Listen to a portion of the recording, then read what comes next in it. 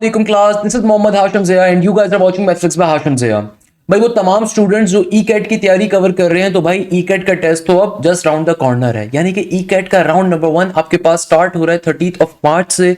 तो मेरे प्यारे बच्चों, अगर आप ई कैट की तैयारी कवर कर रहे हो तो याद रखिएगा, रमजानुल मुबारक का जो महीना है इसके अंदर सोना नहीं होता, इसमें तैयारी करनी है। भाई ई कैट का राउंड नंबर 1 जस्ट सर पे खड़ा हुआ है। याद रखिएगा, रमजान के महीने को जाया नहीं करना, ये इबादत का भी महीना है और तैयारी करने का भी महीना है। मैं बार बार रिक्वेस्ट करूंगा, खुदारा इस टाइम को जाया ना करो। ई कैट का राउंड नंबर 1 जस्ट सर पे है, मार्च के एंड के अंदर है। नस का नेट नंबर 3 5 अप्रैल को है, मार्च एंड ही समझ लो। प्याज यूनिवर्सिटी का राउंड नंबर 1 भी अप्रैल में है। अब बच्चा परेशान होता है, एफएससी को टाइम देंगे, इनको टाइम देंगे। भाई आपकी दोनों की तैयारी कवर होगी हमारे पास से, क्योंकि जब आप हमसे तैयारी कर रहे हो आपको हर सब्जेक्ट के ऊपर मल्टीपल प्रोफेसर्स का एक्सेस मिलता है, तो आपको विद इन सेकंड्स के ऊपर बात क्लियर होती है। आपकी कंप्लीट वीक पे क्लासेस होती हैं और हर सब्जेक्ट के ऊपर आपको दो प्रोफेसर्स मिलते हैं। लाइव डाउट क्लासेस आपकी अलग होती हैं। तो भाई रमजान के महीने को जाया नहीं करना। मैं आपको गारंटी देता हूं बेटा, आप थक जाओगे, हमारे असतज़ा इस प्लेटफॉर्म से नहीं थकेंगे। हमारे असतज़ा सुबह फजर के बाद, सहरी के बाद से क्लासेस लेना स्टार्ट करते हैं और रात तरावी के बाद तक क्लासेस कंडक्ट कर रहे होते हैं, जो भी आपके रिस्पेक्टिव बैच होते हैं उसके हिसाब से। तो आप देखोगे, मैं आपको चैलेंज कर सकता हूं कि आप थक जाओगे, हमारे असतज़ा नहीं थकेंगे मेहनत करते हुए। तो मेहनत हमेशा मिलकर की जाती है मेरा बेटा।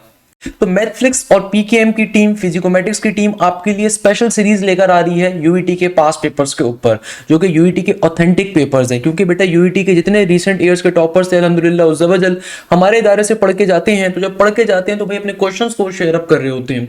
तो उन तमाम क्वेश्चंस के ऊपर ये लेक्चर सीरीज आपके लिए डिजाइन की गई है। तो भैया ई कैट का जो टेस्ट आ रहा है, याद रखिएगा, पाकिस्तान की सबसे बड़ी इंजीनियरिंग सेक्टर की यूनिवर्सिटी गवर्नमेंट सेक्टर के अंदर आपके पास ई कैट के टेस्ट को एक्सेप्ट करती है, जो कि यूईटी है। पंजाब की 30 से ज्यादा यूनिवर्सिटीज ऐसी हैं जो कि कंबाइंड ई कैट के टेस्ट को एक्सेप्ट करती हैं।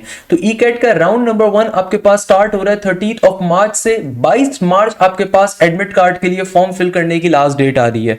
22 मार्च आपके पास एंड की डेट है, लास्ट डेट है, उससे पहले पहले आप फॉर्म फिल कर सकते हैं। आप चाहें तो मार्च के मिड तक लाजमी तौर के ऊपर ई कैट के टेस्ट की डेट को सेलेक्ट कर लें या फिर ई कैट के टेस्ट के लिए फॉर्म फिलअप कर लें, क्योंकि 30 मार्च से लेकर तकरीबन 2 अप्रैल के दरमियान आपके पास यूईटी का राउंड नंबर 1 है। तो अगर आप फर्स्ट डे सेकंड डे के ऊपर भी टेस्ट उठाते हैं तो कोई मसला नहीं है। हम आपकी इसी बेहतरीन तैयारी कवर अप करवा रहे होते हैं कि आप इंशाअल्लाह ताला ज़बरदस्त उसमें टॉप पोजीशन ले सकते हैं। सेकंड नंबर के ऊपर सबसे इंपॉर्टेंट बात कि लाजमी तौर के ऊपर ये जहन में रखें, ई कैट के तमाम पेपर्स को भी कवर अप करना है, मगर पेपर्स बाद में आते हैं, पहले अपनी तैयारी पूरी कवर अप करनी है। इसके लिए हमारा न्यू ई कैट के लिए बैच आज से स्टार्ट हो रहा है। तो ये चीज जहन में रखिएगा कि अगर आप ई कैट को टारगेट कर रहे हैं, बाद में आप नस के नेट नंबर 4 को देते हैं, फास्ट एग्जाम को देते हैं, GIKI को देते हैं, NTS को देते हैं, तो हमारा न्यू बैच आज से स्टार्ट हो रहा है, जिसके अंदर हम आपकी कंप्लीट लाइव क्लासेस के ऊपर, आपका क्रैश के ऊपर एक दफा कोर्स कवर अप करवाएंगे ई कैट के राउंड नंबर 1 से पहले। और साथ साथ नस के नेट नंबर 3 के लिए प्याज यूनिवर्सिटी का राउंड नंबर 1 भी अप्रैल में आ रहा है। तो भाई ईद के ऊपर आप शीर खोर खा के फारिग होगे, अभी रोजे में हो ना भाई, ईद के ऊपर शीर खोर खा के फारिग होगे, तो आपके पास ई कैट का राउंड नंबर 1 भी अवेलेबल होगा, नस का नेट नंबर 3 भी अवेलेबल होगा, प्याज का राउंड नंबर 1 भी अवेलेबल होगा।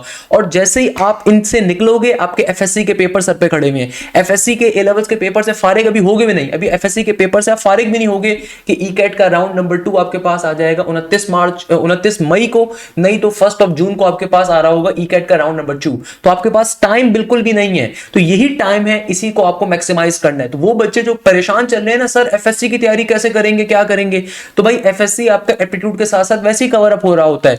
पूरा साल अगर आपने टाइम नहीं दिया तो सिर्फ पेपर्स नहीं करने, तैयारी अपनी पूरी करनी है। मैं बार बार ये डिफाइन करूंगा भाई, ई कैट के अंदर अगर गौस मोहम्मद ने लास्ट ईयर पोजीशन ली थी, अगर उस्मान अहमद ने 370 का स्कोर किया था, ई कैट का टेस्ट होता है 400 नंबर का। ई कैट का जो टेस्ट होता है, याद रखिएगा, 400 नंबर का है। 100 एमसीक्यूज होती हैं फिजिक्स के, केमिस्ट्री या कंप्यूटर के, मैथ्स के 30 एमसीक्यूज, इंग्लिश के 10 एमसीक्यूज होते हैं। मगर एक एमसीक्यूज ई कैट के अंदर कैरी करता है 4 नंबर, एक एमसीक्यूज कैरी करता है 4 नंबर, ये जहन में रखिएगा। तो भाई ई कैट के अंदर इस साल से ऑनवर्ड नेगेटिव मार्किंग नहीं है।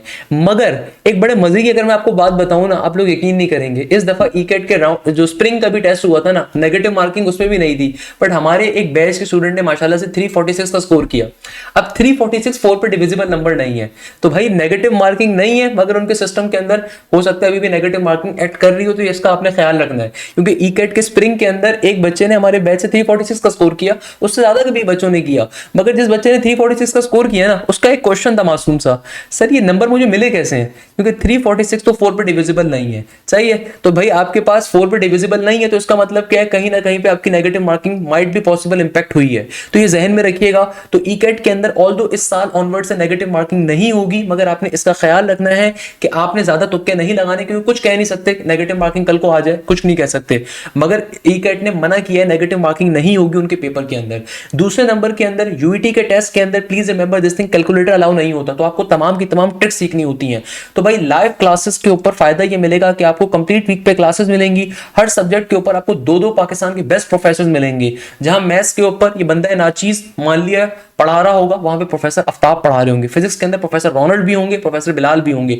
इंग्लिश के अंदर प्रोफेसर एहतशाम भी होंगे, तो मिस जोहा भी होंगी। इसी तरीके से केमिस्ट्री में प्रोफेसर शरियार भी होंगे और साथ साथ प्रोफेसर साद वक्कार भी होंगे। कंप्यूटर के अंदर प्रोफेसर ताहिर होंगे और साथ साथ आप लोगों को बहुत जल्द सरप्राइज मिलेगा, कंप्यूटर के ऊपर एक और टीचर भी हमारे पास इंशाअल्लाह क्लासेस का आगाज कर रहे होंगे। फिलहाल प्रोफेसर ताहिर भी मिल रहे होंगे। तो बताने का मकसद ये कि भाई लाइव क्लासेस के ऊपर क्रैश के ऊपर ई कैट राउंड 1 से पहले कोर्स कवर होगा और साथ साथ आपके नस के नेट नंबर 3 की तैयारी कवर होगी, साथ साथ आपकी प्यास के राउंड 1 की तैयारी कवर होगी। फिर जैसे ही ई कैट का राउंड 1 कंप्लीट होगा तो राउंड 2 की कंप्लीट तैयारी भी इसी बैच में होगी, आपको अलग फीस नहीं देनी होगी। नस के नेट नंबर 4 की तैयारी भी होगी, जीआईके की भी होगी, फास्ट यूनिवर्सिटी की भी होगी, प्यास के राउंड 2 राउंड 3 दोनों की तैयारी होगी, पीयूसीआईटी की, एनयू टेक की, पीयू आपके पास तमाम यूनिवर्सिटी तैयारी कवर होगी।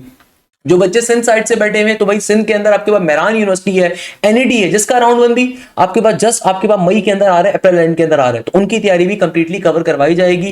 तो भाई लाइव क्लासेस के अंदर या हमारे लाइव पोर्टल्स के ऊपर कंडक्ट होती है क्लासेस, हमारी एप्लीकेशन के जरिए होती है। जो भी लाइव क्लास कंडक्ट होगी बेटा, आपको उसकी रिकॉर्डिंग भी मिलेगी, आपको उसकी प्रैक्टिस शीट भी क्लासेस के अंदर सॉल्व करवाई जा रही होती है। यानी कि जो भी लाइव क्लासेस के अंदर टॉपिक कवर होगा, तो रिमेंबर दिस थिंग, उसकी प्रैक्टिस शीट भी आपको प्रोवाइड की जाती है और उस प्रैक्टिस शीट का वीडियो सॉल्यूशन भी आपको प्रोवाइड किया जाता है। सबसे इंपॉर्टेंट फैक्टर क्या है कि आपको एक बहुत बड़ा प्रैक्टिस जोन मिलता है कि भाई, तो भाई लाइव क्लासेस के अंदर आपकी प्रॉपर तैयारी भी कवर होगी, प्रैक्टिस शीट भी सॉल्व होगी और साथ साथ उस प्रैक्टिस शीट का वीडियो सॉल्यूशन भी मिलेगा। इसी तरीके से आपके हर वीक के ऊपर टेस्ट कंडक्ट होंगे, क्लासेस के अंदर जो भी टॉपिक कवर होगा उसका प्रॉपर टेस्ट कंडक्ट होगा और उन टेस्टों का वीडियो सॉल्यूशन भी मिलेगा। इसके अलावा हर यूनिवर्सिटी के लिए आपको उसका सेपरेट एफएलपी मिलता है। ये नहीं मजाक होता कि भाई एक ही एफएलपी प्याज में भी चल रहा है, नस्ट में भी चल रहा है, ये नहीं होता। जो ऑथेंटिक क्वेश्चंस होते हैं, क्योंकि अल्हम्दुलिल्लाह हमारा डेटाबेस बहुत बड़ा है, पाकिस्तान के हर जिले से, हर शहर से, हर कस्बे से अगर बच्चा आता है तो भाई वो बच्चा जब यूनिवर्सिटी में जाकर टेस्ट देता है तो हमारी आरएनडी की जो टीम है वो उन तमाम क्वेश्चन को एनालाइज करती है, उसके ऊपर आपके एफएलपीज डिजाइन होते हैं। भाई नस के नेट नंबर 2 में जितनी पोजीशंस थी हमारे पास से थी, आप पाकिस्तान के किसी और इदारे के अंदर किसी ने नस के नेट नंबर 2 के टॉपर्स के बारे में नहीं डाला होगा। हमने ना सिर्फ टॉपर्स को डाला बल्कि उनके पॉडकास्ट भी डाली ताकि लोग देख सकें कि पॉडकास्ट के अंदर के बच्चे कैसे पढ़ते थे हमसे। तो भाई नस के नेट 2 के टॉपर्स हो, नेट 3 के इंशाअल्लाह आप देखोगे, नेट 4 के आप देखोगे, तो उसके पीछे मेहनत है, उसके पीछे सिस्टम है, जो सिस्टम इतना स्ट्रॉन्ग हम लोगों ने क्रिएट करा है। तो भाई आपके प्रॉपर्ली टेस्ट भी कंडक्ट होंगे और उस टेस्टों का वीडियो सॉल्यूशन मिलेगा, प्लस आपके एफएलपीज कंडक्ट होंगे। इसके अलावा आप लोगों को सबसे इंपॉर्टेंट फीचर मिलता है लाइव डाउट क्लासेस का। यानी कि पाकिस्तान का कोई इदारा ये नॉर्मली ऑफर नहीं कर रहा होता कि भाई आप लोगों की नॉर्मल क्लासेस को तो एक ही टीचर पढ़ा रहा होता है। आप किसी भी इदारे में जाओगे ना, 70,000 रुपए फीस है और वहां पे एक सब्जेक्ट का एक ही टीचर है, जबकि यहां पे आपको हर सब्जेक्ट के ऊपर मल्टीपल प्रोफेसर मिलते हैं, पहले नंबर के ऊपर। दूसरे नंबर के ऊपर मेरा बेटा सबसे इंपॉर्टेंट फीचर यहां पे ये है कि भाई आपको लाइव डाउट क्लासेस अलग मिलती हैं। यानी कि हमारे डाउट क्लासेस के ऊपर हर सब्जेक्ट में थर्ड प्रोफेसर होते हैं जो हर वीक के ऊपर आपकी हर सब्जेक्ट की लाइव डाउट क्लास कंडक्ट कर रहे होंगे। इसके अलावा आप लोगों के चैट सपोर्ट ग्रुप्स होते हैं व्हाट्सएप के ऊपर भी और हमारे स्पेशलाइज्ड पोर्टल्स के ऊपर भी। आप लोगों ने अक्सर पेशतर वीडियोस में देखा होगा, मैं बहुत दफा दिखा चुका हूं कि आप लोगों के स्पेशलाइज्ड चैट के ग्रुप्स होते हैं जहां पे आप पर्टिकुलरली अपनी क्वेरीज को पूछ सकते हैं। वहां पे जूनियर लेवल टीचर्स की टीम अवेलेबल होती है हर सब्जेक्ट के अंदर जो आपके डाउट्स को रिजॉल्व कर रही होती है। इसके अलावा आप लोगों के पास कम्युनिटी थ्रेड का ऑप्शन अवेलेबल है, यानी कि वहां पे आप सब्जेक्ट डाउट्स को रेज कर सकते हो, सब्जेक्ट डाउट्स को पूछ सकते हो। इसके अलावा 24/7 आपके पास पोर्टल सपोर्ट टीम अवेलेबल होती है। इसके अलावा आपके पास एकेडमिक काउंसलर का एक्सेस अवेलेबल होता है। तो वो तमाम बच्चे जो चाहते हैं उनकी ई कैट के राउंड नंबर 1 की, नस के नेट नंबर 3 की, प्याज यूनिवर्सिटी के राउंड नंबर 1 की, एनईडी के राउंड 1 की और साथ साथ मेहरान के राउंड नंबर 1 की क्रैश पे तैयारी हो, या फिर और साथ में फिर राउंड नंबर 2 की तैयारी भी कवर हो, आपको अलग-अलग फीस नहीं देनी होगी, सबकी तैयारी कवर अप होगी। अगर आप इंजीनियरिंग के बैचेस में आ रहे हो तो तमाम की तमाम ई कैट की राउंड 1 राउंड 2 दोनों आपके डिटेल में कवर अप हो रहे होंगे। तो उसके लिए ये बैच जो हमारा स्टार्ट हो रहा है अभी आज के दिन से, उसके अंदर आपकी रजिस्ट्रेशन करवाना जरूरी है। रमजान का महीना मैं जानता हूं बेटा बहुत इंपॉर्टेंट होता है, तो रमजान के महीने में सुस्त नहीं पड़ना, इसमें मेहनत करने का टाइम है। आइए चलते हैं आज की वीडियो के ऊपर टॉप 10 एमसीक्यूज के ऊपर देखते हैं कि भैया पास पेपर्स के अंदर टॉप 10 एमसीक्यूज क्या आए हुए थे यूईटी ई कैट के। आखिर में अगेन एक छोटी सी बात कहूंगा कि बेटा रमजान का महीना बहुत इंपॉर्टेंट महीना है, इसको जाया नहीं करना, क्योंकि यही महीने का टाइम है, इसमें आपको तैयारी करनी है क्रैश के ऊपर। तो भाई आपको मैं गारंटी देता हूं, मैं आपको चैलेंज देता हूं बेटा, आप थक जाओगे, हमारे इदारे के प्लेटफॉर्म के असतज़ा नहीं थकेंगे। हमारे असतज़ा सुबह सहरी के बाद से क्लासेस लेना स्टार्ट करते हैं डिफरेंट बैचेस के अंदर, और तरावियों के बाद तक, प्रोफेसर आफ्ताब की अगर मैं बात करूं, अपनी बात करूं, हम तरावियों के बाद भी बैठे होते हैं ऑफिस के अंदर। तो बताने का मकसद ये है कि भाई आपको मैं चैलेंज दे सकता हूं, आप थक जाओगे, हमारे असतज़ा नहीं थकेंगे, हम इतनी मेहनत करने को तैयार बैठे हुए हैं। डेट्स द रीजन कि बेटा हमारी यूटी में भी पोजीशन है, नस में भी पोजीशन, नस 2025 के रिजल्ट की बात ही नहीं कर रहे भाई, नस के पुराने रिजल्ट हम नहीं चला रहे होते, नस के पुराने रिजल्ट भी हम देखते हैं इदारे चला रहे होते हैं। हमारे पास जो हाईएस्ट रिजल्ट हम 2026 के नेट 1 नेट 2 के वो चलाते हैं, उनकी पॉडकास्ट भी हमने डाली ताकि बच्चे देख सके, इंस्पायर कर सके। जीआईके की पोजीशन है, एनईटी में 131 पोजीशन है मैदान में, उसके पीछे ये स्ट्रॉन्ग सिस्टम है जो आपको हेल्प कर रहा है, ये स्ट्रॉन्ग सिस्टम है जो आपको मदद कर रहा है। तो बेटा मैं आपको गारंटी दे सकता हूं, ये रमजान का महीना बड़ा इंपॉर्टेंट महीना है, इसको जाया नहीं करना, सो के नहीं गुजार देना मेरा बेटा, ये आपकी जिंदगी का सबसे इंपॉर्टेंट साल है। एक साल अगर टूर्नामेंट नहीं खेलोगे रमजान का, एक साल अगर बैठ के जिम नहीं कर लोगे भी 1-2 महीने, तो कोई फर्क नहीं पड़ेगा। इस टाइम को खुदारा यूटिलाइज करो, ये टाइम बड़ा कीमती है। Again I can challenge you, हमारे असतज़ा नहीं थकेंगे, आप थक जाओगे बेटा, हम आपको इतनी मेहनत करने को तैयार बैठे हुए हैं। खैर आज की क्लास के ऊपर मूव करेंगे, देखते हैं आज की क्लास के अंदर किस तरह के क्वेश्चन आ रहे हैं हमारे पास। अच्छा बेटा, अपने आज के क्वेश्चन के ऊपर सबसे पहले नंबर के ऊपर मूव करेंगे। आज की क्लास के अंदर हमारे पास यूईटी के जो टॉप 10 एमसीक्यूज आ रहे हैं, पास पेपर से लिए गए बेहतरीन एमसीक्यूज। तो इसके अंदर सबसे पहले नंबर के ऊपर क्वेश्चन आता है, given x is equal to cos theta then sine theta will be equal to dash. अब देखो इस क्वेश्चन की लॉजिक क्या बनती है। इस क्वेश्चन के अंदर एग्जामिनर आपसे क्या कह रहा है, एग्जामिनर आपसे कहता है कि भाई तुम्हारे पास x की वैल्यू अगर बराबर है किसके, cos थीटा के, तो बताइए आपके पास sin थीटा की वैल्यू किसके बराबर आएगी। तो भाई ये सिंपल पाइथागोरस थ्योरम का कॉन्सेप्ट है, आपके लिए बहुत इजी क्वेश्चन लगना चाहिए। भाई हमें ये बात मालूम है कि दुनिया के अंदर साइन स्क्वायर थीटा प्लस का कॉस स्क्वायर थीटा बराबर होता है किसके, 1 के। ऐसे है ना भैया, हमें बात मालूम है। तो अगर हम यहाँ पे क्या कर दें, अगर हम सिंपल तरीके से साइन स्क्वायर थीटा का साइन स्क्वायर थीटा रहने दें, चूंकि कॉस थीटा बराबर है x के, तो यहाँ पे आ जाएगा x square is equal to 1। तो मेरे पास सिंपल तरीके से साइन स्क्वायर थीटा की वैल्यू आ जाएगी 1 माइनस का एक्स स्क्वायर, और स्क्वायर को रिमूव करने के लिए आप अंडर रूट का इस्तेमाल करोगे, तो ऑब्वियसली सी बात है ये क्या बन जाएगा, प्लस माइनस का साइन अंडर रूट के अंदर 1 माइनस का एक्स स्क्वायर। तो correct answer should be option number B for banana is the correct answer. Next question में एग्जामिनर कहता है the function y is equal to 3 plus 3x minus का x cube for x greater than equal to 0 has a maximum value at dash. अब इस question के अंदर examiner आपसे क्या कह रहा है कि भाई y की वैल्यू बराबर है किसके, 3 प्लस 3x माइनस के x क्यूब के, सही है। x अगर ग्रेटर देन इक्वल टू 0 है तो आपको मैक्सिमम वैल्यू किसके ऊपर मिल रही होगी, ये लॉजिक आ रही है। तो भाई अगर मेरे पास क्वेश्चन आ रहा है y is equal to 3 plus का 3x माइनस का x क्यूब, आगे एग्जामिनर कह रहे हैं x की वैल्यू क्या है, ग्रेटर देन इक्वल टू 0। सबसे पहले तो आप यहाँ पे फंक्शन का वन टाइम डेरिवेटिव लेके चेक कर लीजिए। तो भाई फंक्शन का वन टाइम डेरिवेटिव क्या हो जाएगा, अगर मैं अपने फंक्शन का वन टाइम डेरिवेटिव लूंगा तो 3 का डेरिवेटिव क्या हो जाएगा, 0 के बराबर। 3x का डेरिवेटिव किसके बराबर आएगा, 3 के, और माइनस के x क्यूब का डेरिवेटिव होगा 3x स्क्वायर के बराबर। तो इसको अगर आप तरीके से देखो, फंक्शन का वन टाइम डेरिवेटिव लिया, यहाँ से वैसे आप 3 कॉमन ले सकते हो, 3 कॉमन लोगे तो ब्रैकेट में क्या बचेगा, 1 माइनस का एक्स स्क्वायर।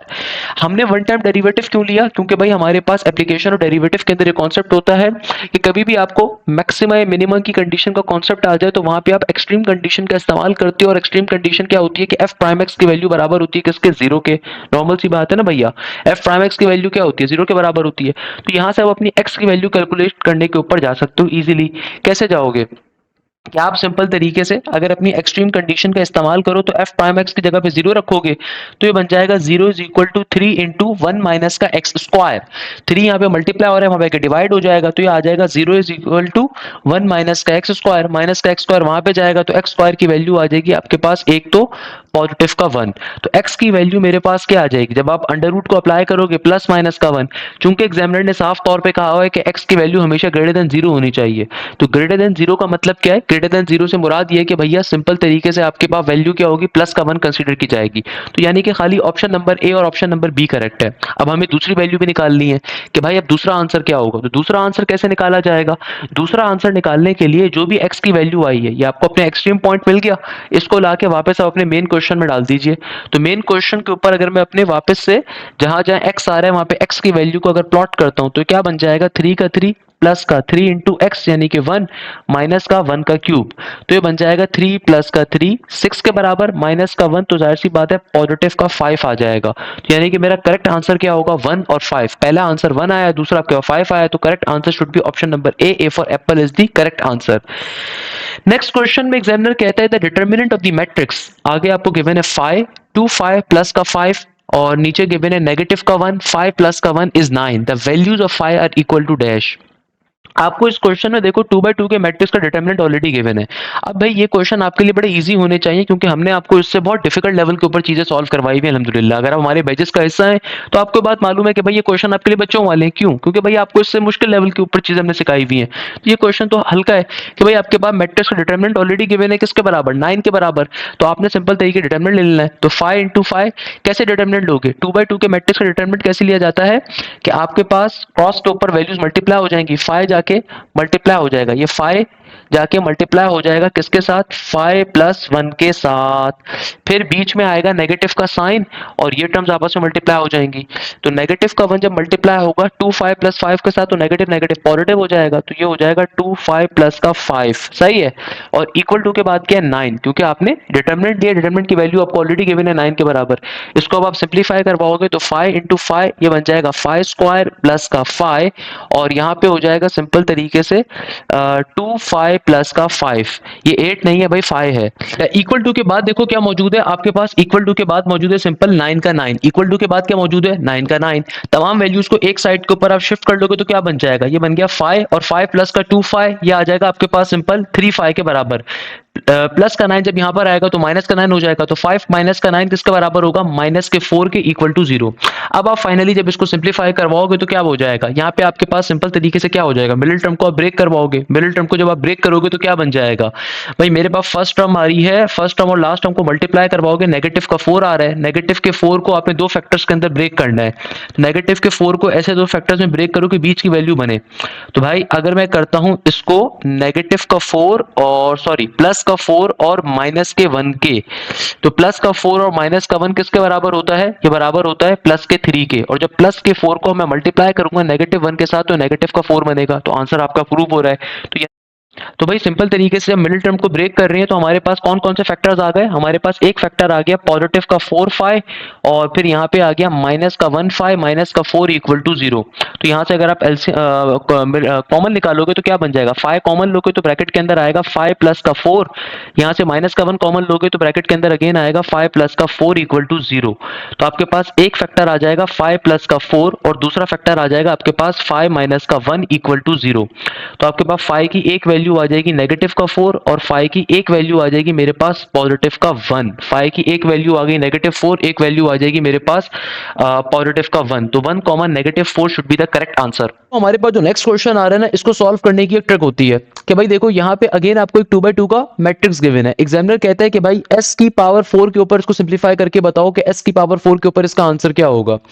अब भाई इसको सॉल्व करने की ट्रिक क्या है कि आपके पास यहाँ पे s की वैल्यू गिवन है, s किसके बराबर आ रहा है, s आ रहा है 3, यहाँ पे आ रहा है 0, यहाँ पे भी आ रहा है 0, यहाँ पे आ रहा है 3 सही है। आपको क्या निकालना है, आपको इस मैट्रिक्स का 4 टाइम्स निकालना है। तो भाई सबसे पहले नंबर के ऊपर ट्रिक क्या है कि आप 3 को यहाँ से कॉमन ले लो, अगर मैं इस पूरी मैट्रिक्स में से 3 को कॉमन ले लूंगा तो ब्रैकेट में आ जाएगा आपके पास 1 0 0 और 1 सही है ना भाई। तो यानी कि मेरे पास ये आइडेंटिटी मैट्रिक्स बन गया, क्या बन गया आइडेंटिटी मैट्रिक्स बन गया। तो इसको मैं ऐसे करके लिख सकता हूँ 3 इंटू आइडेंटिटी मैट्रिक्स। अब चूंकि मुझे s की पावर 4 चाहिए तो यहाँ पे भी मैं क्या कर दूंगा, इस पूरी टर्म के ऊपर ही पावर 4 अप्लाई कर सकता हूँ। तो भाई यानी कि क्या बन जाएगा, ये बन जाएगा 3 की पावर 4 इंटू आइडेंटिटी मैट्रिक्स की पावर 4। 3 की पावर 4 क्या होता है, 3 का स्क्वायर इज 9, 3 का क्यूब इज 27 एंड 3 की पावर 4 इज 81।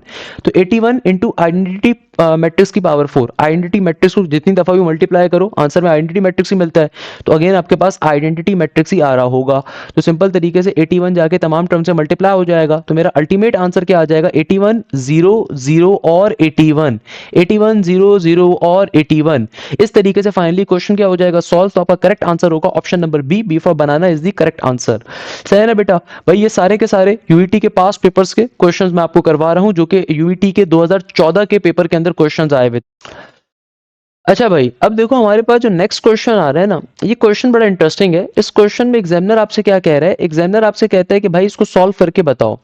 और क्वेश्चन आपके पास बेसिकली आता है कि भाई इस क्वेश्चन में एग्जामिनर आपसे क्या कह रहा है, एग्जामिनर आपसे कहता है कि भाई आपके पास क्वेश्चन आ रहा है, let me right the exact question, कि क्वेश्चन आपके पास गिवन है 2 की पावर के अंदर x माइनस का 2 की पावर के अंदर 2 माइनस का x, सही है ना भाई। ये 2 की पावर के अंदर ये x माइनस का 3 शायद गिवन है, प्लीज क्योंकि क्वेश्चन यहाँ पे क्लियर नहीं था।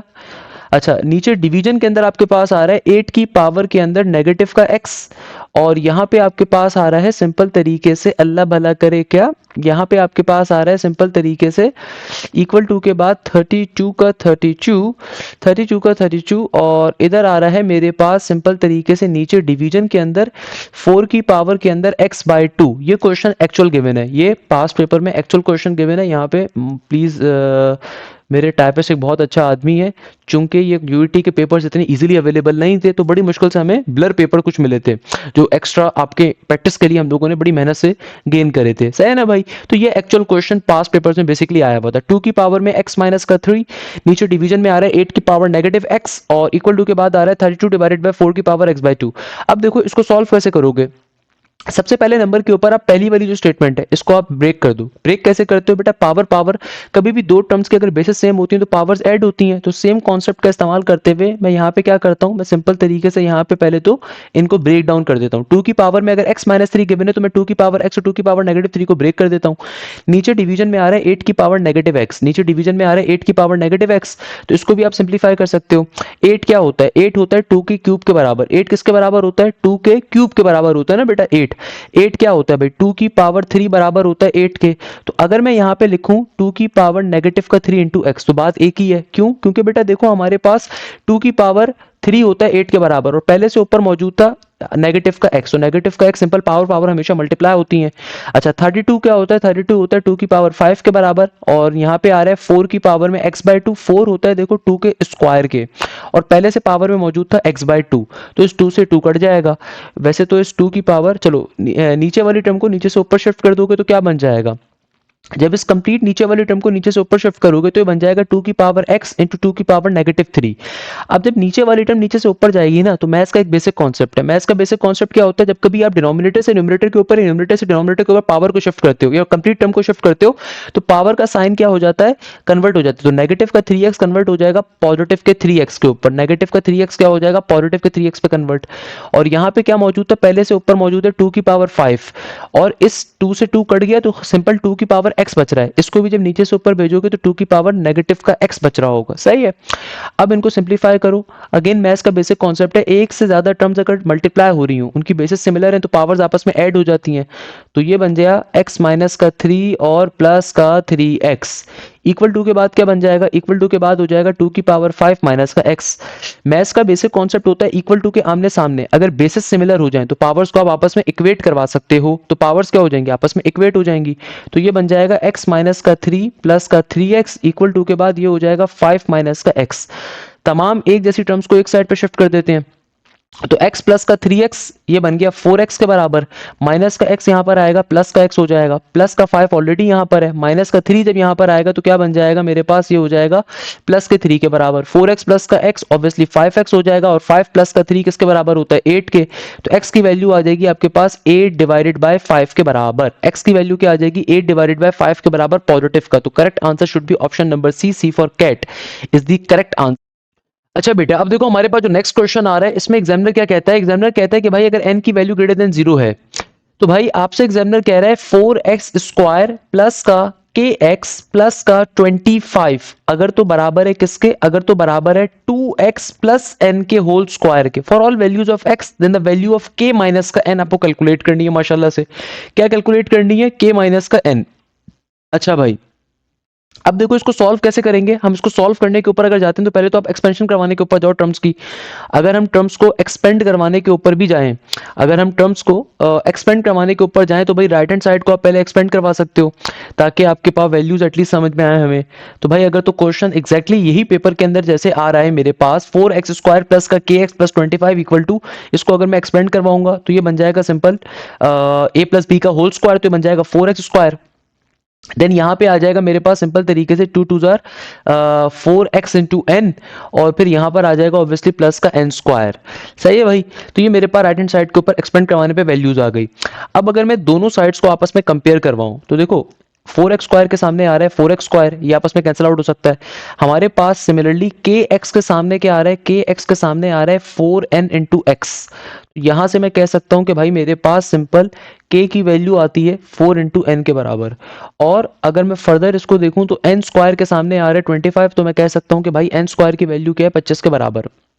ओके अगर आप इसको इस तरीके से लेके जैसे चल रहे हो तो अब क्या बन जाएगा, अब ये मेरे पास सिंपल तरीके से क्या हो गया, अब ये मेरे पास हो गया एन स्क्वायर की वैल्यू अगर 25 आ रही है तो एन की value can be positive and negative 5, n की वैल्यू क्या हो जाएगी प्लस माइनस 5 के बराबर।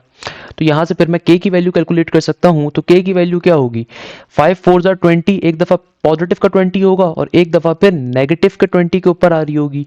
तो अगर मुझे कैलकुलेट करना है किसके ऊपर, एग्जामिनर ने कहा है कि एन की वैल्यू सिर्फ ग्रेटर देन 0 कंसीडर की जाएगी, तो यानी कि आप सिर्फ पॉजिटिव वाली वैल्यू कंसीडर कर रहे होगे एन की। तो एग्जामिनर कह रहा है के माइनस का एन क्या होगा, तो उस सूरत के अंदर फिर के माइनस का एन किसके बराबर आएगा, 20 माइनस का 5, 20 माइनस का साइन, ये जो फॉर्मूले के अंदर गिवन है के माइनस का एन, के अगर मैं लेता हूं पॉजिटिव का 20 माइनस का साइन और एन अगर मैं प्लस का 5 लेता हूं तो ये 15 के बराबर आना चाहिए। तो correct answer should be option number B, B for banana, यानी कि यहाँ पे 15 होना चाहिए। सही है, यहाँ पे क्या होना चाहिए फिर 15 होना चाहिए आपके पास। तो ये आपके पास करेक्ट आंसर होगा के माइनस के एन का, और तो कोई लॉजिक यहाँ पे नहीं अप्लाई हो रही। तो आपका करेक्ट आंसर क्या होगा, ऑप्शन नंबर बी के बराबर। याद रखिएगा भाई ये एक ही पेपर के जो कि मैं क्वेश्चंस करवा रहा हूं, तो ये मत समझिएगा सिर्फ बेसिक मैथ्स के क्वेश्चन आपको दिख रहे हैं। हमने जो इससे पहले वाले क्वेश्चन है वहां पे डेरिवेटिव इंटीग्रेशन के क्वेश्चंस बहुत सारे थे। जैसे कि भाई यूईटी के पेपर्स के अंदर डेरिवेटिव का क्वेश्चन बहुत आता है। फॉर एग्जांपल ये जो क्वेश्चन है यूईटी के अंदर 2025 के अंदर बेतहाशा आपको मिलेगा कि फंक्शन की पावर फंक्शन का कॉन्सेप्ट। तो भाई ये वाले क्वेश्चंस भी यूईटी के अंदर बहुत ज्यादा आते हैं। तो भाई फंक्शन की पावर फंक्शन का डेरिवेटिव कैसे लिया जाएगा, इसके लिए मेरी एक शॉर्टकट है। कभी भी फंक्शन की पावर में, अच्छा बहुत सारे बच्चे दो चीजों में कंफ्यूज होते हैं, कभी इस तरह का क्वेश्चन आ जाए या फिर लेट सपोज आपके पास इस तरह का क्वेश्चन आ जाए, या फिर आपके पास इस तरह का क्वेश्चन आ जाए ई की पावर ई की पावर ई की पावर एक्स। तो ये तीन क्वेश्चंस जो है ना यूईटी के सबसे फेवरेट क्वेश्चन है, इनको मार्क कर लीजिए, आपको बेतहाशा पेपर्स के अंदर दिख रहे होंगे। यूईटी के पास पेपर्स के अंदर आपको डेरिवेटिव इंटीग्रेशन के बेतहाशा क्वेश्चन दिखेंगे according to the new paper जो आपके पास 2024 के अंदर आ रहा है, 2025 में आ रहा है, जो कंप्यूटराइज पेपर है यूईटी का, वहां पे आपके पास डेरिवेटिव इंटीग्रेशन बहुत ज्यादा आएगा। तो उसकी आपको प्रॉपर तैयारी करनी है। जैसे कि भाई अगर ये क्वेश्चन इसका डेरिवेटिव लेने को आ जाए तो इसका डेरिवेटिव कैसे अप्लाई करोगे भाई, डेरिवेटिव के अंदर नेचुरल एक्सपोनेंट का फॉर्मूला क्या होता है, डेरिवेटिव के अंदर नेचुरल एक्सपोनेंट का फॉर्मूला आपसे कहता है कि एक दफा आपने अपने नेचुरल एक्सपोनेंट को लिखना है, फिर पावर में आने वाले फंक्शन का सिंपल डेरिवेटिव अप्लाई कर देना है। तो यहां पे हम सेम लॉजिक का इस्तेमाल कर रहे होंगे।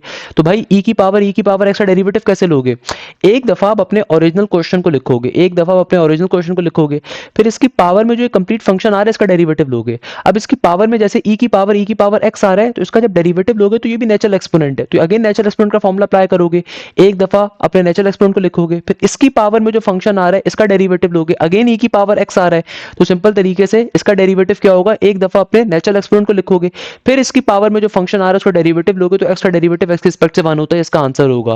भाई फॉर एग्जांपल ये क्वेश्चन ही पेपर्स में आपको मिलेगा ई की पावर 2x, तो भाई इसका डेरिवेटिव कैसे लोगे, गौर से समझो। आपने सिंपल तरीके से करना क्या होता है, कभी भी नेचुरल एक्सपोनेंट का डेरिवेटिव आ जाए, एक दफा आपने अपने ओरिजिनल क्वेश्चन को लिखना है, लिख दिया, फिर इसकी पावर में जो फंक्शन आ रहा है इसका डेरिवेटिव लोगे, चूंकि दोबारा से नेचुरल एक्सपोनेंट आ रहा है तो एक दफा आप अपने नेचुरल एक्सपोनेंट को लिखोगे, फिर इसकी पावर में जो फंक्शन आ रहा है इसका डेरिवेटिव लोगे, तो 2x का डेरिवेटिव फाइनली 2 के बराबर होगा।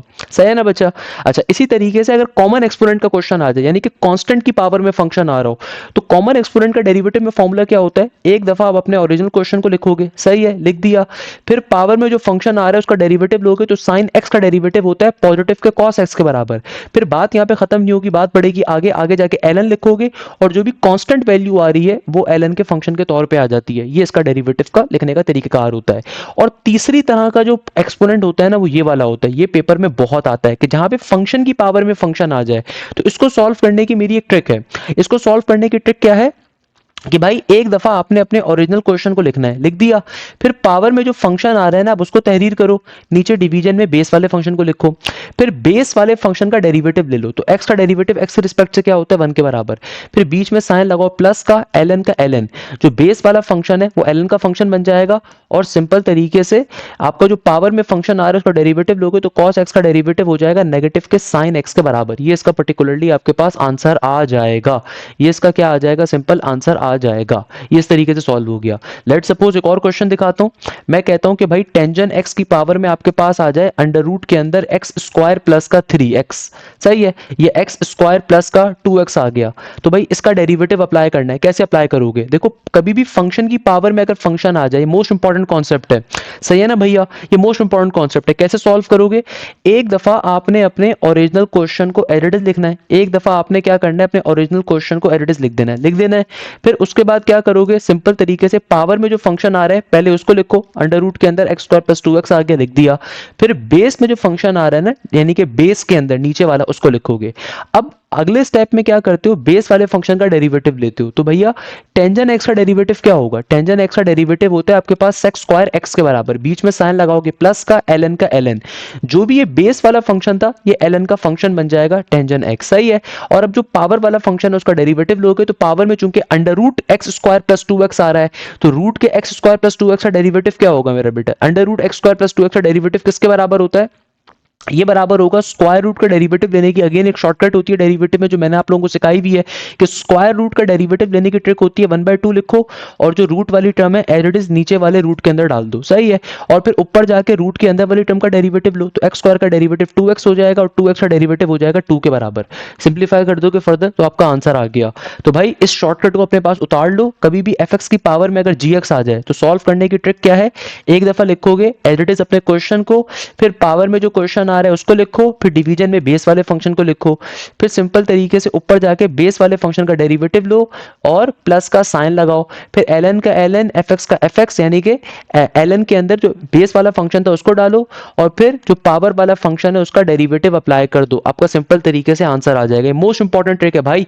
ये चीजें आपको हमारे लेक्चर्स के अंदर तमाम प्रोफेसर, तमाम असतज़ा करवा रहे होते हैं। डेट द रीजन कि आपको हर सब्जेक्ट के अंदर मल्टीपल प्रोफेसर प्रोवाइड करते हैं। उसके पीछे फायदा यही होता है कि भाई अल्हम्दुलिल्लाह आपकी हर चीज कवर होती है। अच्छा, इसके अलावा एक और क्वेश्चन भी यूईटी के अंदर भी रिसेंटली बहुत पूछा जा रहा है, और ये होता है integration of sine square 3x या फिर कॉस स्क्वायर 4x या फिर कॉस स्क्वायर x के रिगार्डिंग। इसको सॉल्व करने की भी एक ट्रिक है। अक्सर बच्चे इसको ट्रिगोनोमेट्रिक आइडेंटिटीज पे सॉल्व करते हैं। यूईटी के 2025 के अंदर हर बच्चे के पेपर के अंदर ये क्वेश्चन आया है। यूईटी के 2024 के अंदर हर बच्चे के पेपर में क्वेश्चन आया। ये क्वेश्चन नस्ट में भी बहुत आ रहा है। ये क्वेश्चन यूईटी का मोस्ट फेवरेट क्वेश्चन है। तो इसको सॉल्व कैसे करोगे भाई, इसको सॉल्व करने की भी सर हाशिम की एक ट्रिक है। क्या ट्रिक है सर हाशिम की, भाई मैंने आपको इंटीग्रेशन के अंदर एक शॉर्टकट पढ़ाया था। कभी भी इंटीग्रेशन में साइन के ऊपर या कॉस पे स्क्वायर आ जाए तो आंखें बंद करके लिखो x/2 का x/2, लिख दिया। फिर अगर साइन स्क्वायर का क्वेश्चन है तो माइनस का साइन लगाओ। फिर एक और दफा लिखो 1/2 का 1/2, और जो भी तुम्हारा यहाँ पे एंगल आ रहा है, जो भी तुम्हारा यहाँ पे एंगल आ रहा है उसको 2 से मल्टीप्लाई करो तो ये बन जाएगा 3 2 6।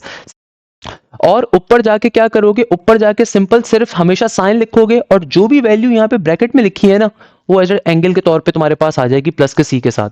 भाई मैं एग्जांपल के तौर पे समझाता हूँ। फॉर एग्जांपल आपके पास क्वेश्चन आ जाए cos square 8x into D x का। अब जरा गौर से देखो, साइन स्क्वायर के लिए नेगेटिव पे फॉर्मूला ओपन होगा, कॉस स्क्वायर के लिए हमेशा पॉजिटिव पे ओपन होगा, बाकी सारी चीजें सेम रहेंगी। तो भाई कॉस स्क्वायर के लिए क्या हो जाएगा, x/2 का x/2, खाली प्लस का साइन आएगा। फिर 1/2 का 1/2 एज इट इज। यहाँ पे जो भी एंगल आ रहा है ना उसको 2 से मल्टीप्लाई करो, तो 8 2 क्या हो जाएगा मेरा बेटा, 16 के बराबर। ऊपर हमेशा साइन आएगा, साइन का साइन, और फिर आगे क्या होगा, जो भी वैल्यू यहाँ पे ब्रैकेट में रखी है वो एज इट इज साइन के एंगल के तौर पे आ जाएगी, प्लस के सी के साथ आंसर आ गया। तो भाई ये जो क्वेश्चन होता है इसको नॉर्मली बच्चे सॉल्व करते हैं ट्रिगोनोमेट्रिक आइडेंटिटी के ऊपर, कि साइन स्क्वायर या कॉस स्क्वायर का क्वेश्चन आ जाए तो आप 1 plus cos 2x divided by 2 या 1 minus cos 2x divided by 2 करते हो ना, फिर इंटीग्रेशन को अप्लाई करते हो, फिर लंबी कहानी करते हो, तो हमेशा आखिर में साइन ही बच रहा होता है। तो बताने का मकसद ये कि इनको सॉल्व करने की एक ट्रिक है। कभी भी साइन स्क्वायर के साथ एंगल आ जाए इंटीग्रेशन में, या कॉस स्क्वायर के साथ एंगल आ जाए, तो आपने करना क्या, x/2, अगर साइन स्क्वायर है तो नेगेटिव का साइन, फिर 1/2, जो भी एंगल आ रहा है उसको 2 से मल्टीप्लाई करो। फिर सिंपल तरीके से क्या करोगे, सिंपल तरीके से आपने यहाँ पे साइन का साइन लिखना है, जो भी वैल्यू यहाँ ब्रैकेट में रखी है वो आपके साइन का एंगल के तौर पे आ जाएगी प्लस के सी के साथ। ये इस तरीके से सॉल्व हो रहा होता है। क्लियर है मेरा बच्चा। अच्छा भाई, अब देखो हमारे पास इस पेपर के अंदर एक और क्वेश्चन आता है जहां पे एग्जामिनर कहता है the range of values of m for which the roots of the equation mx square plus 1 is equal to x into x plus 3 are not real. अब ये जो क्वेश्चन आ रहा है भाई, इसको जरा सॉल्व करते हैं। एग्जामिनर यहाँ पे क्या कह रहा है? एग्जामिनर क्या कहता है कि भाई वो वैल्यूज बताओ जो कि रियल नहीं है। सही है ना? mx स्क्वायर प्लस का 1 इक्वल टू के बाद x into x plus 3 are not real is. तो भैया इसको पहले तो सिंप्लीफाई करने के ऊपर अगर हम जाएं, थोड़ा सा इसको इसकी थोड़ी सी आप मेकअप शेकअप कर दें, यानी कि थोड़ा सा इसको तंदुरुस्त सेहत कर दें। तो x इंटू एक्स ये बन जाएगा एक्स स्क्वायर, ये बन जाएगा प्लस का 3x। तमाम वैल्यूज को अगर मैं एक साइड के ऊपर शिफ्ट भी कर दूं तो ये बन जाएगा मेरे पास एम एक्स स्क्वायर प्लस का 1 माइनस का एक्स स्क्वायर और प्लस का 3x जब यहाँ पर आएगा तो माइनस का 3x equal to 0। X square चूंकि दो दफा आ रहा है तो यहाँ से मैं एक्स स्क्वायर को कॉमन ले लेता हूँ, तो ब्रैकेट के अंदर आ जाएगा m माइनस का 1। तो मैंने एक्स स्क्वायर कॉमन ले लिया, फिर आ रहा है माइनस का 3x और फिर आ रहा है पॉजिटिव का 1 इक्वल टू 0। तो भाई एग्जामिनर कह रहा है कोई भी रियल रूट नहीं है, कोई भी हमारे पास क्या है, the range of the values of m for which the root of the equation are not real.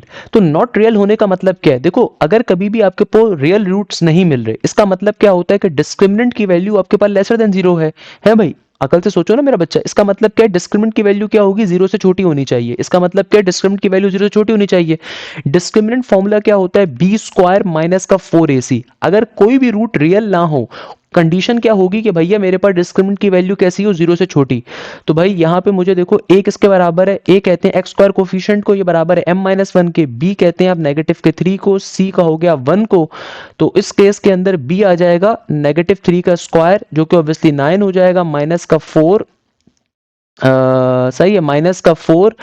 ए बराबर होगा किसके? m माइनस के 1 के, और c बराबर है 1 के लेसर देन 0 के, लेसर देन 0 के। अब इसको सिंप्लीफाई अगर मैं करवाऊं तो नेगेटिव 3 का स्क्वायर इज पॉजिटिव 9, माइनस का 4 जब जाके m से मल्टीप्लाई होगा तो माइनस का 4m, और माइनस माइनस पॉजिटिव का ये बन जाएगा 4 लेसर देन 0। 1 से मल्टीप्लाई करने की नीड नहीं है। एक जैसी टर्म्स को एक साइड पे शिफ्ट कर दो तो 9 प्लस का 4 क्या बन जाएगा? 9 प्लस का 4 ये बन गया 13, और माइनस का 4m जब दूसरी तरफ जाएगा तो ये बन जाएगा पॉजिटिव का 4m। 4 मल्टीप्लाई हो रहा है वहां पे डिवाइड हो जाएगा, तो यहाँ पे आ जाएगा 30। देखो हमारे पास इसको सिंप्लीफाई करोगे तो क्या बन जाएगा? 4 यहाँ पे मल्टीप्लाई हो रहा है वहां पे डिवाइड हो जाएगा, तो ये बन जाएगा 13 divided by 4 lesser than m। या फिर मैं कह सकता हूँ कि m की वैल्यू ग्रेटर देन 13 बाय 4 आ रही है, तो m क्या आ रहा है? ग्रेटर देन m क्या आ रहा है? Greater than 13 by 4। तो option number A is the correct answer. तो भाई यूईटी का पेपर अब जो आता है आपके पास कैसा है? कंप्राइज टेस्ट है। किसी बच्चे के पास इक्वेशंस के चैप्टर के टॉपिक ज्यादा होंगे, किसी बच्चे के पास डेरिवेटिव इंटीग्रेशन के क्वेश्चन ज्यादा होंगे, तो भाई कोई भी टॉपिक आप लीव नहीं कर सकते।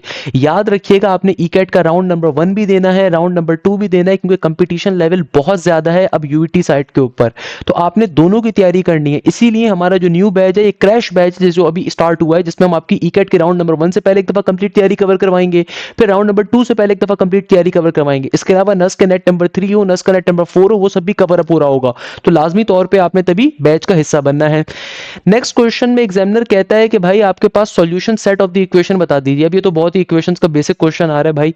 मेरे पास एक इक्वेशन गिवन है 2x माइनस का 2y इक्वल टू 1, और एक इक्वेशन आ रही है x minus y is equal to 6। तो आपकी जो सेकंड वाली इक्वेशन आ रही है इसको डायरेक्टली 2 से मल्टीप्लाई कर दो तो ये बन जाएगा 2x माइनस का 2y इक्वल टू 6 2 12।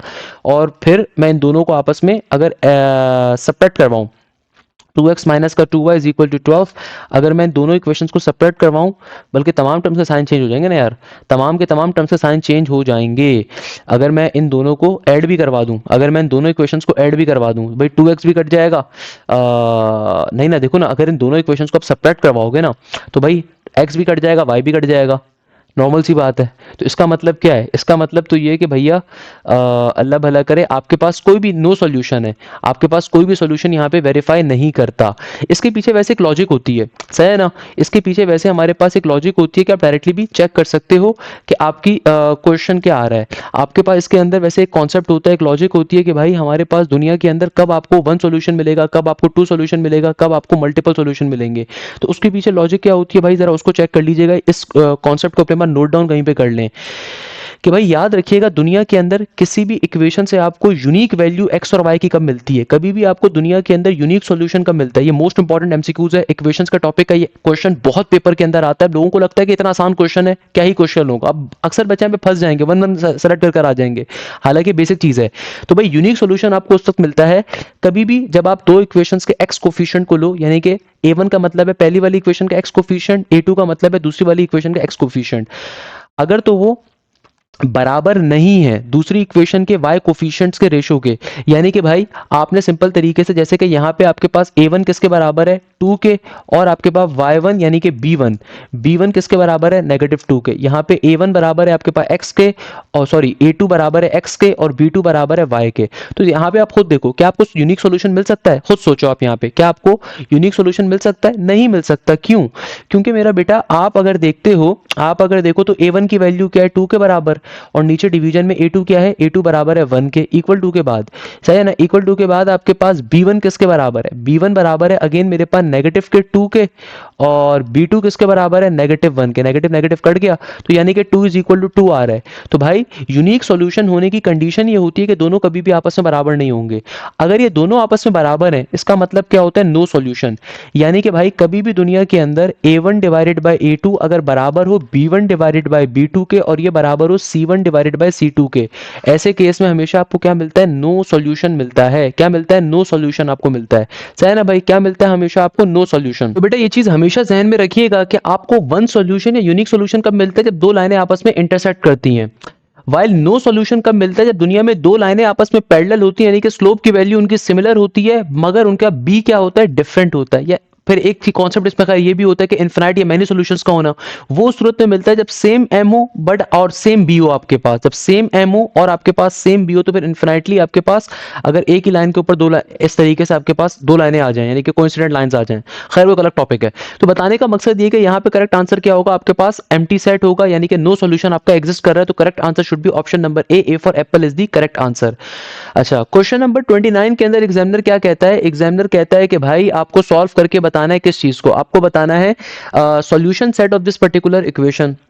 तो इसको सॉल्व कैसे करोगे भाई, आप सिंपल तरीके से इसको अगर सॉल्व करना चाह रहे हो, बहुत आसान तरीका है, हिट एंड ट्राई मेथड का इस्तेमाल कर लीजिए। y के लिए वैल्यू को सॉल्व करना है ना, तो हिट एंड ट्राई मेथड को अगर इस्तेमाल करोगे तो y की वैल्यू बल्कि नहीं डायरेक्टली आप सॉल्व करोगे, क्योंकि आपको कंफर्म थोड़ी है, सॉल्यूशन आपको कैलकुलेट करना है। आपको सॉल्यूशन अगर निकालना है तो फिर एक ही तरीका है कि अगर मैं दोनों तरफ स्क्वायरिंग बोथ साइड कर दूं, तो ये बन जाएगा मेरे पास y प्लस का 3 इक्वल टू के बाद 3y माइनस का 5, एक जैसी टर्म्स को एक साइड पे शिफ्ट कर दो, तो ये बन जाएगा 3 प्लस का 5 माइनस का 5 जब यहाँ पर आएगा प्लस में हो जाएगा, ये हो जाएगा 3y माइनस का y, तो 3 प्लस का 5 ये बन गया आपके पास 8 के बराबर, 3y माइनस का y बन गया 2y के बराबर, तो 2 1 ज़ा 2 इंटू 4 ज़ा इज 8, तो y की वैल्यू क्या आ गई 4 या 4 से लेसर देन, तो करेक्ट आंसर शुड बी आपके पास option number B, option number B should be the correct answer here. तो वो हमारा क्या होगा, करेक्ट आंसर आपके पास आ जाएगा। सही है ना भाई। एक और क्वेश्चन में एग्जामिनर कह रहा है इनइक्वालिटी का क्वेश्चन गिवन है भाई, अगेन मैंने जैसे आपसे कहा कि भाई कंप्यूटराइज पेपर होगा, यूईटी का पेपर कंप्यूटराइज होता है, किसी को नहीं पता किसी बच्चे के पेपर के अंदर 30 एमसीक्यूज जो आपके पास मैथ्स के आ रहे हैं उसमें से 30 में से 20 एमसीक्यूज कॉनिक्स के आ सकते हैं, नो वन नोज। भाई किसी बच्चे के पास 30 में से 15 क्वेश्चन मैट्रिसेस के आ सकते हैं, 30 में से 10 क्वेश्चन आपके पास इक्वेशंस के आ सकते हैं। तो भाई एक आपका क्वेश्चन पेपर अब कंप्यूटराइज होता है यूईटी का, सही है ना, तो किसी को नहीं पता कोई भी टॉपिक आ सकता है, तो आपने तैयारी अपनी प्रॉपर करनी है, पूरी करनी है। अभी इनइक्वालिटी का कॉन्सेप्ट आ रहा है, इनइक्वालिटी का कॉन्सेप्ट बहुत सिंपल होता है मेरा बेटा, सिंपल तरीके से क्वेश्चन में एग्जामिनर कह रहा है 2y प्लस का 5 ग्रेटर देन 4y माइनस का 3, एक जैसी टर्म्स को एक साइड पे शिफ्ट कर दो, माइनस का 3 यहां पर आएगा, प्लस का 3 बन गया, इधर आ गया 4y का 4y प्लस का 2y यहां पर आएगा, माइनस का 2y बन गया, 5 में 3 का इजाफा करोगे तो ये 8 बन जाएगा, ग्रेटर देन और 4y माइनस का 2y, तो ये आ जाएगा 2y के बराबर। तो आपके पास क्या आ जाएगा, 2 मल्टीप्लाई हो रहा है वहां पे डिवाइड हो जाएगा, तो 8 डिवाइडेड बाई 2 इज बेसिकली 4, तो आपके पास क्या आ गई, आपके पास वैल्यू आ गई भाई, आपके पास क्या वैल्यू आ गई, यानी कि भाई y की जो वैल्यू है वो क्या आ रही है, 4 से छोटी आ रही है। इस सिंबल को एक और तरीके से ऐसे लिख सकते हो ना भैया कि y की वैल्यू कैसी आ रही है, 4 से छोटी आ रही है, तो option number D, D for dog is the correct answer. तो भाई ये हमारे पास 30 के 30 एमसीक्यू सॉल्व हो गए यूईटी के 2014 के पेपर के, जो हमारे पास आ रहा था। याद रखिएगा यूईटी के पास पेपर्स के क्वेश्चन बहुत ज्यादा पेपर के अंदर आते हैं, तो आपने प्रॉपर तैयारी करनी है। मेरी कोशिश ये है कि भाई मैं आपको ज्यादा से ज्यादा मैराथन्स के अंदर क्वेश्चंस कवर करवा सकूं। इसके अलावा यूईटी के क्रैश कोर्स जो हमारा स्टार्ट हुआ है उसको आपने लाजमी तौर पर ज्वाइन करना है, क्योंकि उसका फायदा ये है कि भाई उसमें लाइव क्लासेस के अंदर आपका कोर्स कंप्लीटली हम कवर करेंगे मल्टीपल टाइम्स आपका, सही है। लाइव क्लासेस में आपको हर सब्जेक्ट के ऊपर मल्टीपल प्रोफेसर्स मिलते हैं। इसके अलावा जो भी लाइव क्लास कंडक्ट होती है उसकी रिकॉर्डिंग मिलती है आपको। स्पेशलाइज हमारी जो प्रैक्टिस शीट्स होती हैं वो भी मिलेंगी with video solutions, practice sheet का वीडियो सॉल्यूशन भी आपको मिलेगा। इसके अलावा आपको टॉपिकल पास्ट पेपर्स भी प्रोवाइड किए जाते हैं और आप लोगों की लाइव डाउट क्लास भी कंडक्ट होती है। भाई ये पाकिस्तान में कोई इदारा आपको फीचर नहीं दे रहा। लाइव क्लासेस आपकी तमाम सब्जेक्ट्स की होंगी। अगर आप मल्टीपल यूनिवर्सिटीज में अप्लाई कर रहे हैं तो मल्टीपल यूनिवर्सिटीज की तैयारी कवर अप होगी, तो ये आपको खास फीचर्स हमारे बैचेस के अंदर मिल रहे होंगे। इसके अलावा आपके प्रॉपर्ली टेस्ट कंडक्ट होंगे और उन टेस्टों का वीडियो सोल्यूशन भी मिलेगा। हर हफ्ते आपका टेस्ट कंडक्ट होगा हर सब्जेक्ट का। इसके अलावा आपके प्रॉपर्ली एफएलपीज कंडक्ट होंगे और स्पेशल सबसे इंपॉर्टेंट चीज जो मैराथन्स होती हैं उनका एक्सेस सबसे पहले हमारे बैच के बच्चों को मिलता है with the PDF files and so on. तो भाई वो तमाम फीचर्स भी आपको मिल रहे होंगे। इसके अलावा 24/7 आपके पास डाउट टीम की अवेलेबिलिटी होती है, कोऑर्डिनेटर सपोर्ट अवेलेबल होती है। तो तमाम क्लासेस जो कंडक्ट होती हैं हमारी ऐप के जरिए, हमारे एलएमएस पोर्टल से जरिए कंडक्ट हो रही होती हैं। तो आपने लाजमी तौर के ऊपर बैच का हिस्सा बनना है। इस बैच को ज्वाइन करने के लिए आप इस नंबर के ऊपर व्हाट्सएप कर सकते हैं, तो टीम की तरफ से आपको तमाम की तमाम डिटेल्स शेयर अप कर दी जाएंगी इंशाअल्लाह ताला उज़्ज़ा वजल। नेक्स्ट क्लास में आपसे मुलाकात होगी। खुदा हाफिज।